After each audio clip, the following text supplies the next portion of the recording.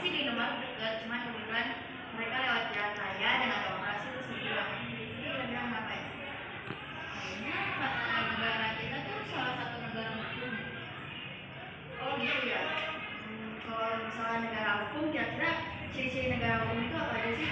Kalau yang aku tahu, ciri-ciri negara hukum menurut Prasmanan Susano itu yang pertama adanya peradilan dan pengakuan atas hak-hak asasi manusia.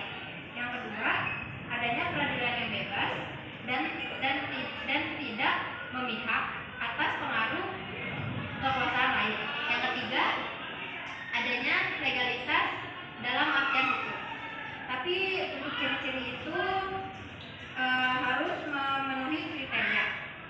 Yang pertama, adanya fungsi kenegaraan yang dijalankan oleh lembaga-lembaga yang bersangkutan berdasarkan dengan Undang-Undang Dasar 1945. Terus yang kedua, terdapatnya jaminan Undang-Undang Dasar 1945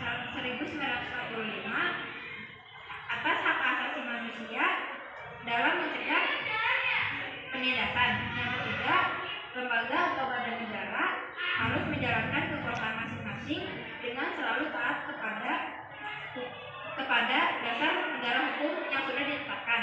Yang keempat, terhadap tindakan lembaga negara, masyarakat tersebut bisa mengadukan ke pengadilan. Dan yang terakhir itu badan kehakiman bebas dan tidak memihak. Itu kan aku udah sebut ini. Kira-kira ada lagi nggak sih ciri-ciri yang lain? Nah, menurut ini gue pernah melihat itu di internet ada ciri-ciri negara hukum menurut masuk pemuka nama sudah tahu atau pernah. Yang pertama, menurut itu terdapat pembatasan kekuasaan dan negara tidak dapat bertindak secara semena-mena, tapi harus berdasarkan hukum. Nah, yang kedua, satunya semua tindakan pemerintah harus berdasarkan mata hukum. Tidak seorang pun dapat dihukum kecuali berdasarkan kesatuan hukum yang sudah ada sebelumnya perbuatannya dilakukan. Dan yang ketiga, misalnya kekuasaan akan terjadinya penyalahgunaan kekuasaan dan asas manusia dapat dilakukan ataupun dilindungi. Nah, konsekuensi tersebut dan juga konsekuensi dari menggunakan negara hukum itu menyelesaikan segala perselisihan melalui jalan damai serta secara lembaga. Yang kedua, menjamin berlangsungnya perubahan secara damai masyarakat yang sedang berlembaga. Dan yang terakhir, menyelenggarakan pergantian hubungan secara teratur. Oh gitu ya, kira-kira ada juga nggak ya unsur negara hukum menurut para ahli? Ada yang tahu lagi nggak?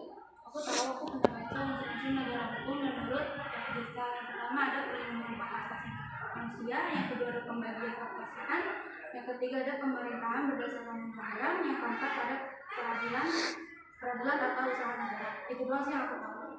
Aku mau nambahin, waktu itu aku pernah baca di internet ada unsur negara hukum 3 poin menurut FDSI.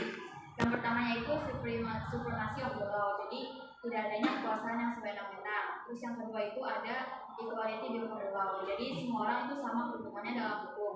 Terus yang ketiga, terjaminnya hak-hak manusia oleh undang-undang dan keputusan pengadilan. Banyak juga ya yang pembelajaran kita dapetin, tapi kan ciri-ciri beda. Terus juga beda. Kira-kira negara itu ada nggak ya? Ada dong. Yang pertama itu supremasi hukum, merupakan sesuatu yang berkaitan dengan adanya pengakuan secara normatif dan empirik terhadap supremasi hukum. Yang kedua, adanya persamaan dalam hukum. Yang ketiga, adanya asas legalitas. Segala tindakan pemerintahan harus didasari pada peraturan perundang-undangan yang sah dan tertulis. Yang keempat itu, pembatasan kekuasaan dilakukan dengan cara membagi atau pembagian kekuasaan secara vertikal dan horizontal. Yang kelima itu organ-organ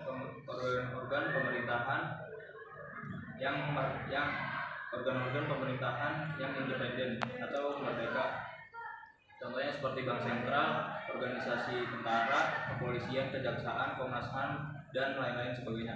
Yang keenam itu peradilan yang bebas dan tidak memihak. Maksudnya itu ialah hakim harus bebas dan tidak boleh memihak siapapun kecuali pada kebenaran dan keadilan. Kira-kira ada yang nambahin nggak? Itu berada keputusan negara. Setiap negara diberi kesempatan secara terbuka untuk peran pejabat yang menjadi kompetensi dalam keadaan masyarakat. Pertama itu keadaan negara. Negara hukum yang modern berisi mengadopsi gagasan pembentukan Mahkamah Konstitusi yang sehingga perlindungan hak asasi manusia. Negara hukum yang modern lazim mengadopsi gagasan pembentukan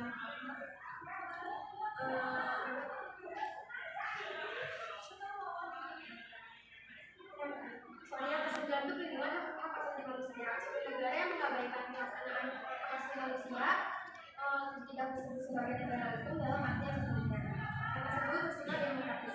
Hukum dan peraturan perundang-undangan harus ditetapkan dengan melibatkan peran serta masyarakat.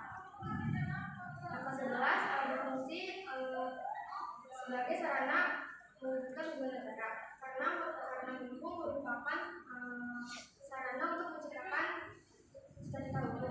Yang terakhir ada transparansi dan kontrol sosial.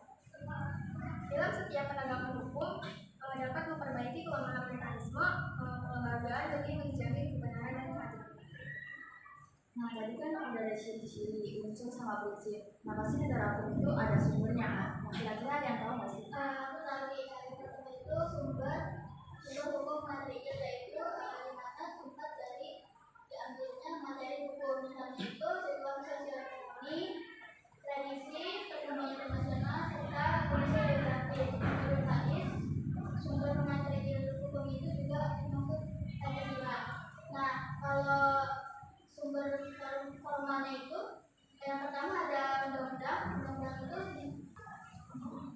undang-undang di mana sebuah peraturan negara yang memiliki kekuatan hukum.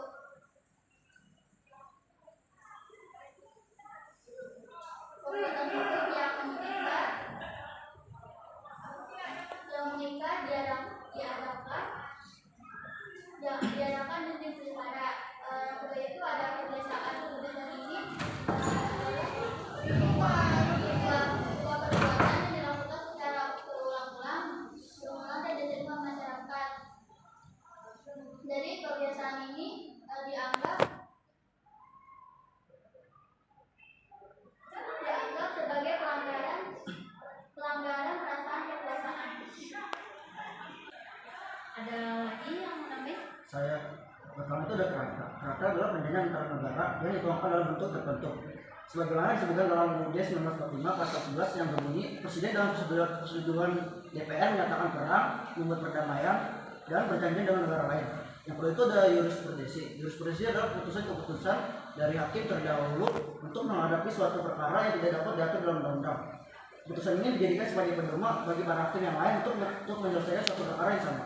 Yang terakhir itu ada doktrin. Doktrin adalah doktrin hukum adalah suatu pernyataan yang dituangkan dalam bahasa oleh semua ahli hukum. Pernyataan ini disepakati oleh semua pihak. Terus pernyataan ini didasari oleh undang-undang, perjanjian internasional dan jurisprudensi. Banyak juga ya yang pelajaran